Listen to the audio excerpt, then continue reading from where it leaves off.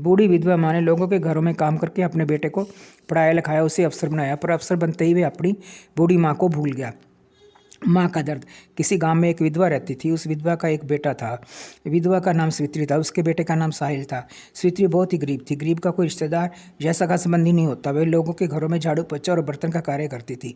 उसने ठान रखा था कि वे अपने बच्चे को बहुत पढ़ाएगी। जो दिन उसने गरीबी के देखे ताकि उसका बच्चा ना देख पाए। वे जब भी लोगों के घरों में बर्तन झाड़ू पोछा करके आती तो ध्यान रखती कि उसका बेटा भूखा ना रहे, ना ही उसकी पढ़ाई में किस तरह का विघ्न आए। उसके पास टूटी फूटी झोंपड़ी थी। वहाँ एक ही कमरा था। उसी कमरे में माँ बेटा रहते थे। बुढ़िया काम करके थक के घर आती और बेटे के खाने का व पढ़ाई का ध्यान रखती। दिन बीत रहे थे। आकर उसकी मेहनत रंग लाई। उसका बेटा पढ़ लिख कर अफसर बन गया और दूसरे शहर में नौकरी करने चला गया। अब उसको पूरी उम्मीद थी कि मेरा लड़का अफसर बन गया, जल्द ही वे मुझे अपने पास बुला लेगा। परंतु उसने लोगों के घरों में काम करना नहीं छोड़ा। बस अंतर इतना पड़ा कि वो काम से के साथ साथ अपने बेटे को पत्र जरूर लिखती थी।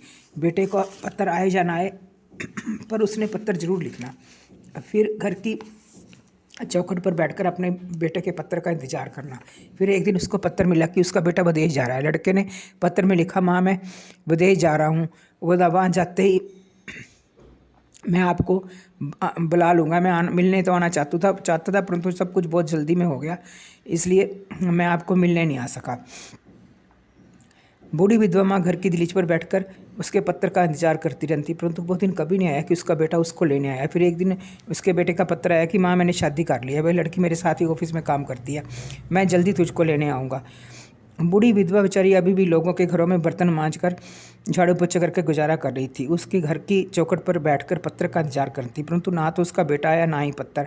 इंतजार करते करते बुढ़िया एक दिन इस दुनिया से चलेगी। उधर उसका बेटा परिवार वाला हो गया, उसके भी अपने बच्चे हो गए। वह अपनी माँ को भूल गया कि मेरी भी कोई माँ थी जिसने मुझे इतने कष्ट सहकर पढ़ाया लिखाया। अब उसके बुरे दिन शुरू हो गए। बच्चे कुसंग में पड़ गए। पत्नी ने भी रिश्ता तोड़ लिया। अब वे नितांत अकेला रह गया। अब उसको अपनी माँ की याद आई और वे वापस भारत आया। यहाँ आकर क्या देखता है कि माँ के कमरे को ताला लगा हुआ है। उसकी जो टूटी फूटी झोंपड़ी है, जो ताला लगा है, उस पर जंग लग गया। गाँव वालों ने भी उसको कोई तवज्जो नहीं दी, ना ही पूछा। वह थका हारा अपनी माँ की झोंपड़ी में गया और जंग लगा, ताला तोड़ा। ताला तोड़ते उसको एहसास हुआ कि माँ ने अपने अंतिम दिन किस तरह निकाले होंगे। वो कैसे ज़िंदगी की सारी सुविधा ले रहा था और उसकी माँ किस हालत में जीती रही, जबकि मेरी सारी ऐशो आराम मेरी माता की देन है। फिर वो सामान उल्ट पुलट करके देखता है तो उसे एक चिट्ठी मिलती है। वह चिट्ठी पढ़ने लगता है जो कि उसके नाम ही लिखी गई थी, प्यारे पुत्र साहिल, जब तुम मुझे पत्र पढ़ रहे होगे तो मैं इस दुनिया से मैं नहीं होंगी। मेरी इस चिट्ठी के कुछ अक्षर धुंधले दिखाई दे रहे होंगे, वे मेरे आंसुओं के कारण है। ना जाने मैंने कितनी रातें जाकर तुम्हारा इंतजार किया, परंतु तुम नहीं आए। अब जब तुम आओगे तो मैं तुम्हें नहीं मिलूंगी, पर मेरा पत्र पढ़कर आपको पता लग जाएगा कि मेरी यह आँख खराब क्यों थी। एक बार तुम खेलते खेलते चोट खा गए और तेरी आँख खराब हो गई। मैंने डॉक्टर को दिखाया तो उसने कहा कि आँख खराब हो गई है, इसकी रोशनी चली गई है। मैंने डॉक्टर को दिखाया तो वो कहने लगा कि आँख की रोशनी तो आ सकती है, परंतु यदि कोई इसको अपनी एक आँख दे दे। मेरे पास पैसे भी नहीं थे और मैंने डॉक्टर को कहा मेरी आप एक आँख दे दो, और उसके एवज़ में मैंने डॉक्टर से एक सौदा किया कि मैं अब आपके हॉस्पिटल में भी काम करूँगी ताकि मैं उस पैसों को उतार सकूँ। उसके बाद मेरे को और ज़्यादा मेहनत करनी पड़ी तेरी पढ़ाई के कारण और अपनी आँख खराब होने करके डॉक्टर की फ़ीस देने के लिए। उसका भी कर्जा चुकता करना था।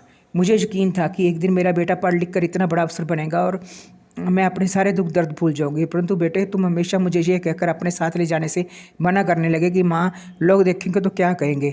मैंने फिर भी सोचा चलो मेरा बेटा अफसर बन जाएगा, अपने साथ ले जाएगा तो मैं ये कह दूंगी कि मैं इसकी नौकरानी हूँ, क्योंकि मुझे लगता था कि किसी की नौकरानी बनने से अपने बेटे की नौकरानी बनना ज़्यादा अच्छा है, क्योंकि मैं अपने बेटे के पास रहना चाहती थी, उसको देखना चाहती थी, खुशी महसूस करना चाहती थी, परंतु ये हो ना सका। आज अंतिम लाइन मैं उस समय लिख रही हूँ जब मेरे जीवन का अंत होने वाला है। बेटे तू तो नहीं आया, पर जहाँ रहे खुशी से रहे। यदि तू मेरे मरने के बाद आता है तो आपको कि को झोंपड़ी में आकर मेरा ये पत्र मिलता है तो ये पत्र पढ़कर तू समझ गया होगा कि मेरी आँख खराब क्यों थी। तेरी माँ स्वित्री। पत्र पढ़कर साहिल ऊंची ऊंची रोने लग गया। सारा गाँव इकट्ठा हो गया। कोई भी उसको चुप ना करा सका, क्योंकि सबको पता था कि हर समय में इसने अपनी माँ को का साथ नहीं दिया। अब याद करने का क्या फ़ायदा जब माँ इस दुनिया से चली गई थी। हमें माँ का दर्द तो तब समझना चाहिए था जब वो जीवित थी। उसने उसके लिए इतना कार्य किया था। मेरे को विचार, आपको मेरे विचार कैसे लगे?